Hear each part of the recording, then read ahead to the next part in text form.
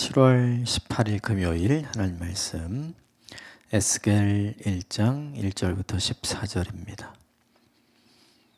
함께 교독하겠습니다. 30째 해 넷째 달 초다스에 내가 그발강가 사로잡힌 자 중에 있을 때 하늘이 열리며 하나님의 모습이 내게 보이니 여호야긴 왕이 사로잡힌 지 5년 그달 초다스라. 갈대아 땅 그발강가에서 여호와의 말씀이 부시의 아들 제사장 나 에스겔에게 특별히 임하고 여호와의 권능이 내 위에 있으니라. 내가 보니 북쪽에서부터 폭풍과 큰 구름이 오는데 그 속에서 불이 번쩍번쩍하며 빛이 그 사방에 비치며 그 불 가운데 단쇠 같은 것이 나타나 보이고 그 속에서 내 생물의 형상이 나타나는데 그들의 모양이 여러하니 그들에게 사람의 형상이 있더라. 그들에게 각각 내 얼굴과 내 날개가 있고 그들의 다리는 고든 다리요 그들의 발바닥은 송아지 발바닥 같고 광낸 구리같이 빛나며 그 사방 날개 밑에는 각각 사람의 손이 있더라. 내 생물의 얼굴과 날개가 이러하니 날개는 다 서로 연하였으며 갈 때에는 돌이키지 아니하고 일제히 앞으로 곧게 행하며 그 얼굴들의 모양은 넷의 앞은 사람의 얼굴이요 넷의 오른쪽은 사자의 얼굴이요 넷의 왼쪽은 소의 얼굴이요 넷의 뒤는 독수리의 얼굴이니 그 얼굴은 그러하며 그 날개는 드러펴서 각기 둘씩 서로 연하였고 또 둘은 몸을 가렸으며 영이 어떤 쪽으로 가면 그 생물들도 그대로 가되 돌이키지 아니하고 일제히 앞으로 곧게 행하며 또 생물들의 모양은 타는 숯불과 횃불 모양 같은데 그 불이 그 생물 사이에서 오르락 내리락하며 그 불은 광채가 있고 그 가운데는 번개가 나며 그 생물들은 번개 모양같이 왕래하더라. 아멘. 이것은 하나님의 말씀입니다.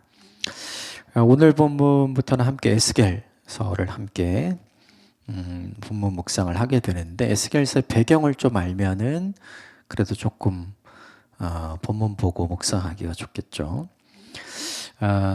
일찍이 주전 722년에 북이스라엘은 아수르에 의해서 멸망을 하죠.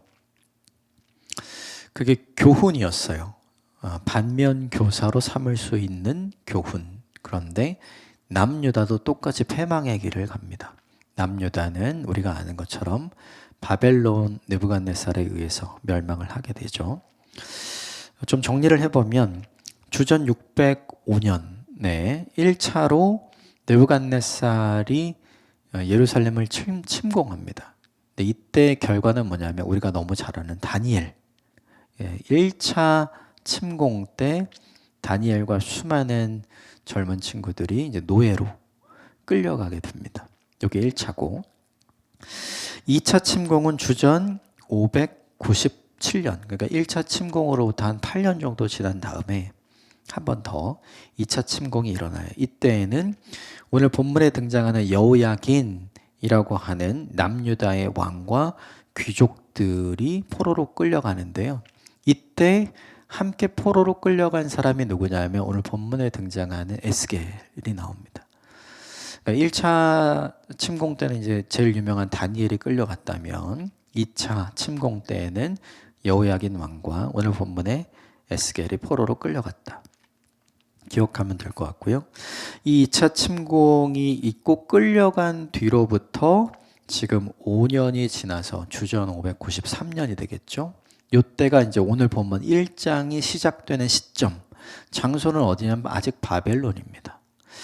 다니엘이 살았던 바벨론 왕궁으로부터 이 본문 속에 등장하는 그발강가라는 데가 나오잖아요. 여기가 한 100km 정도 떨어진 곳이 한 시골이라고 생각하면 돼요.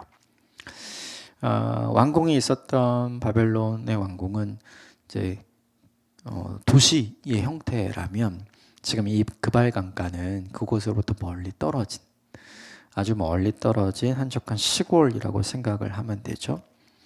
그리고 마지막으로 주전 586년에 이제 세 번째로 느부갓네살이 침공을 하게 돼요. 그리고 남유다의 마지막 왕이었던 시드기야가 이제 죽게 되고 그리고 중요한 게 느부사라단 그러니까 느부갓네살이 보낸 군대 장관이죠. 이 군대 장관에 의해서 예루살렘이 완전히 이제 불타고 무너지게 되는 일들이 생기게 됐어요. 그래서 이게 이제 남유다가 멸망, 바벨론에 의해서 이제 멸망한 연대기라면 오늘 본문은 2차 침공으로부터 5년이 지난 시점, 여호야긴도 그리고 에스겔도 바벨론 포로로 끌려가서 지금 살아가고 있는 그때다. 이렇게 생각을 하시면 좋을 것 같습니다. 먼저 1절 말씀 같이 보겠습니다. 1절 시작.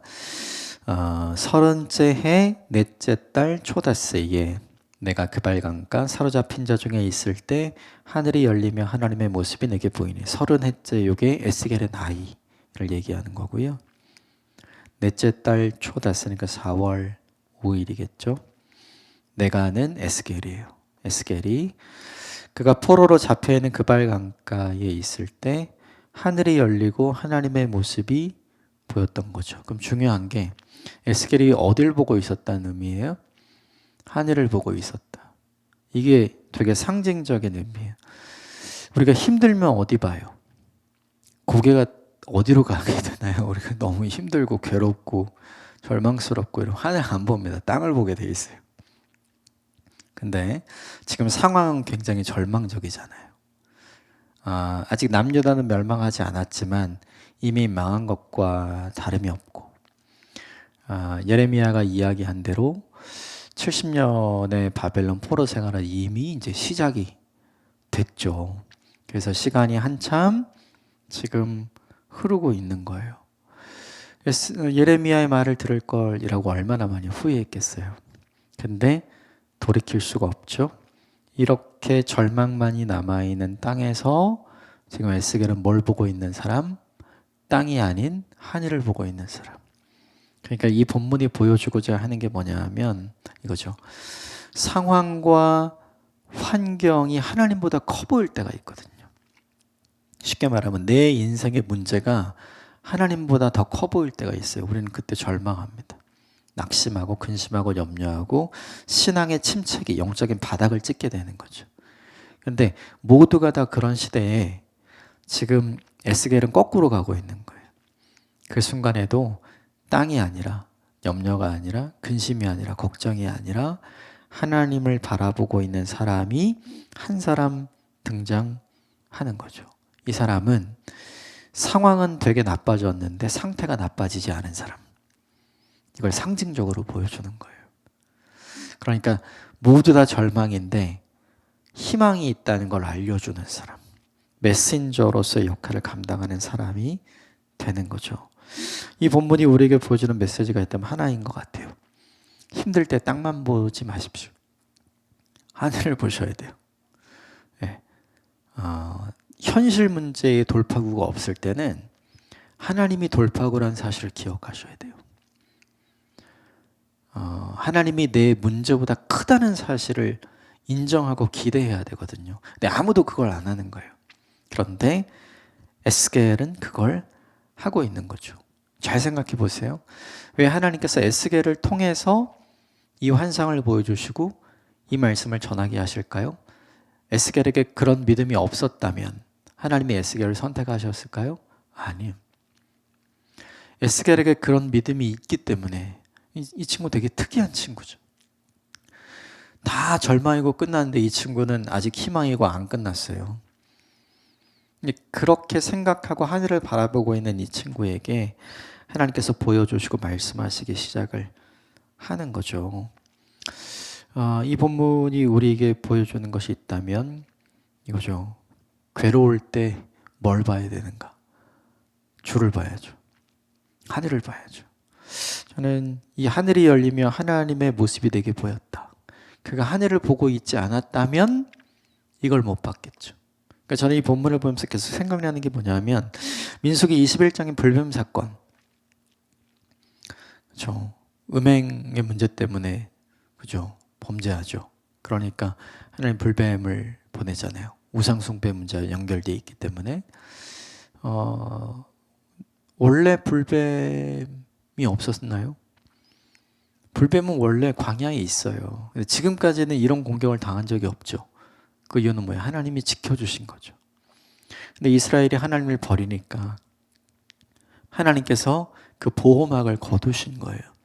그래서 불뱀들이 찾아오기 시작했죠. 사람들이 회개하고 돌이키죠. 그러니까 하나님께서 모세에게 뭐라고 말씀하세요? 노수로 청동으로 뱀을 만들어서 들어라. 그리고 뭐라 그래요? 사람들이 그걸 보게 해라. 그럼 낫는다. 쳐다본 즉 산 거죠. 되게 중요한 게 있어요. 불뱀은 어디로 와요? 땅으로 와요. 그럼 사람들은 어딜 봐야 돼요? 땅을 봐야 돼요. 그래야 살아요. 안 물려야 사는 거예요. 불뱀을 피해야 사는 거라고요. 그러니까 하늘 안 보고 땅만 보고 있어요.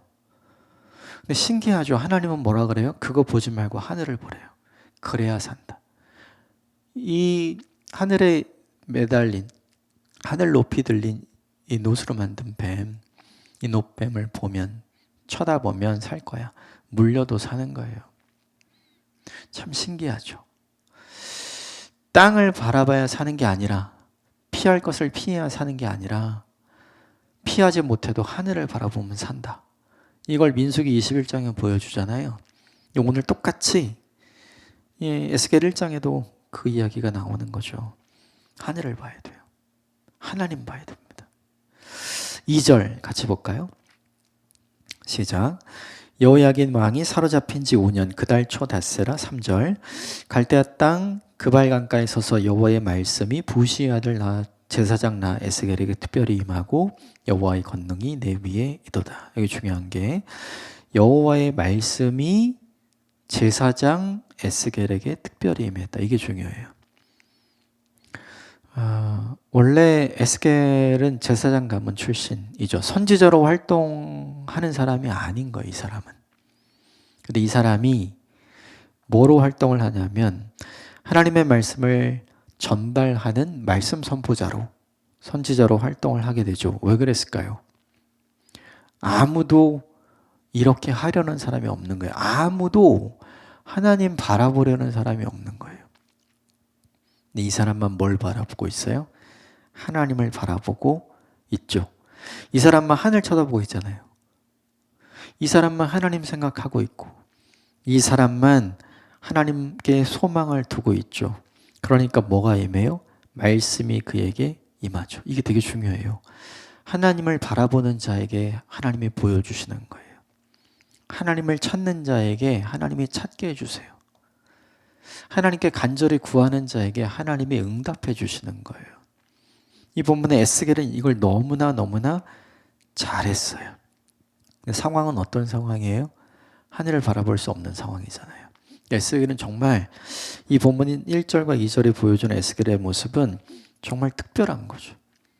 이 사람은 모두가 다 하나님 바라보지 않는데 하나님 바라봤고, 모두가 다 하나님께 소망을 두지 않는데 하나님께 소망을 두었어요. 그런 유일한 사람이었어요. 그러니까 하나님께서 그 사람을 말씀의 사람으로 씁니다. 저와 여러분이 이런 사람 되시기를 주님으로 축복합니다. 또 하나, 이 본문 2절에 여호와의 권능이 내 위에 임했다 이렇게 돼 있죠. 성령의 충만함을 덧입은 사람, 능력의 사람이 된 거죠. 되게 중요해요. 하나님을 바라보는 사람이 되니까 말씀의 사람이 되고, 말씀의 사람이 되니까 능력의 사람이 되죠. 우린 다 거꾸로 하려고 그래요. 하나님 능력 주시면 내가 하나님 바라보는 사람 되겠습니다. 하나님 능력을 주시면 내가 말씀을 전하는 사람이 되겠습니다. 다 거꾸로 하려고 하는 거죠. 뒤에서부터. 아니에요. 하나님의 방식은 그게 아니에요. 하나님을 진짜로 바라보는 바랄 수 없는 중에 바라보는 자에게, 소망을 둘 수 없는 순간에 소망과 희망을 하나님께 두는 사람에게 하나님은 말씀의 사람이 되게 하시고 능력의 사람이 되게 하시는 거죠. 이 순서가 우리에게 중요해요. 우리는 다 하나님 보여주시면 제가 이거 하겠습니다 이렇게 얘기하잖아요. 근데 하나님은 그게 아니라 하나님 순종하면 보여주시는 거죠. 그 일을 하면 경험하게 해주시는 거예요. 이 에스겔의 모습이 저와 여러분의 모습이 되기를 주님으로 축복합니다. 4절부터 14절까지는 에스겔이 본 네 천사의 환상에 대한 이야기가 등장을 하는데, 이 네 천사는 사실은 왜 등장하냐면 하나님의 임재 때문에 등장해요. 이 네 천사는 하나님의 보좌를 바치고 있는 네 천사로 등장을 하거든요. 그러니까 이 네 천사가 등장하시는 곳, 바치고 있는 곳 위에 하나님의 보좌가 있어요. 그래서 이 네 천사에 대한 이야기를 하는 건 곧 뭐냐 하면 하나님의 보좌, 하나님의 임재를 지금 에스겔이 보고 있는 거다, 이렇게 생각을 하면 되는데, 중요한 것이 있다면 어디 보시냐면 4절부터 6절까지만 같이 읽읍시다. 4절부터 6절 함께 읽겠습니다. 시작. 내가 보니 북쪽에서부터 폭풍과 큰 구름이 오는데 그 속에서 불이 번쩍번쩍 빛이 사방에 비치며 그 불 가운데 단쇠 같은 것이 보이고 그 속에서 네 생물의 형상이 나타나는데 그들의 모양이 여러하니 그들에게 각 사람의 형상이 있더라. 그들에게 각각 네 얼굴과 네 날개가 있고, 그 이후 본문을 쭉 읽어보면 사람처럼 생겼어요. 네, 발은 소의 발처럼 생겼고 얼굴은 네 개가 있는데, 그러니까 전면, 후면, 양쪽 측면이 있잖아요. 요 네 동서남북의 얼굴이 다 다른 거였죠. 사람의 얼굴, 사자의 얼굴, 소의 얼굴, 독수리 얼굴, 이렇게. 그래서 이러한 모양을 가진, 그리고 날개를 가진 이 네 천사가 주님의 보좌를 바치고 있는 이런 환상을 봐요. 근데 중요한 건 이거예요. 사람들은 다 어떻게 생각했냐면 하나님의 임재는 성전 안에 있다. 근데 지금 예루살렘은 아직 성전이 무너지진 않았어요. 하지만 지금 그발강가에는 성전이 없잖아요. 그러니까 하나님이 임하실 곳이 없는 거예요. 이 사람들의 입장에서는. 그런데 지금 하나님이 임하실 곳이 없는 그곳에 누가 임하고 있는 거예요? 누가 임한 것을 본 거예요? 하나님이 임한 것을 본 거죠. 이게 이 본문에서 중요해요. 성전이 없어도 하나님은 우리와 함께 계시는구나. 하나님은 성전 안에 거하시는 분이 아니시구나. 하나님은 우리와 함께 하시는 분이시구나. 이거를 지금 하나님께서 에스겔에게 알려주시는 거예요. 나는 성전 안에만 있는 존재가 아니다. 나는 이 그발 강가에 너희와 함께 있는 존재이다 라는 걸 알려줍니다. 좀 더 이 다음 본문을 쭉 읽어보세요. 다음 본문은 그냥 읽어보시면 좋을 것 같아요. 관련해서 좀 이야기를 나눌 게 있는데 뭐냐 하면 이 본문에 보면 우리 10절만 읽을까요? 10절 같이 읽읍시다. 시작. 그 얼굴들의 모양은 넷의 앞은 사람의 얼굴이요, 넷의 오른쪽은 사자의 얼굴이요, 넷의 왼쪽은 소의 얼굴이요, 넷의 뒤는 독수리의 얼굴이니. 여기 보면 사람 얼굴, 사자 얼굴, 소의 얼굴, 독수리 얼굴, 요 각각이 어떤 의미를 갖는지를 찾는 거는 사실은 저희에겐 별로 중요하지 않은 것 같아요. 왜냐하면 이게 어떤 의미를 갖는지 우리는 몰라요. 그러니까 신학적으로 이게 이런 의미일 것입니다 라고 하는 이야기는 할 수 있어요. 근데 그걸 말하는 것이 별로 중요하지 않은 것 같아요. 중요한 건 뭐냐면 예레미야는 남유다가 멸망할 거라고 분명히 얘기했죠. 그리고 2차 침공 때 이미 끌려온 사람이 있어요. 근데 아직 본토에 남아있는, 예루살렘에 남아있는 사람들은 이제 마지막 3차 침공에 의해서 아직 완전히 멸망당하지 않았기 때문에 그 예레미야의 말을 수용하고 있지 않죠. 그래서 현장에 남아있는 시드기야에게 계속해서 경고를 하지만 시드기야는 받아들이지 않고 자꾸 딴 생각을 하죠. 근데 중요한 건 뭐냐 하면 이 포로로 끌려온 사람들인 거예요. 포로로 끌려온 사람들에게는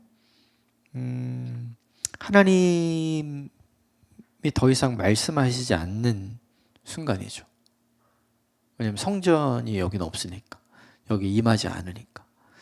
그런데 하나님의 임재의 상징을 나타내는 네 천사의 모습을 분명하게 보여주므로 아까 말씀드린 것처럼 하나님이 지금 여기에 계시다라는 사실을 예레미야를 통해서 알게 하셨잖아요.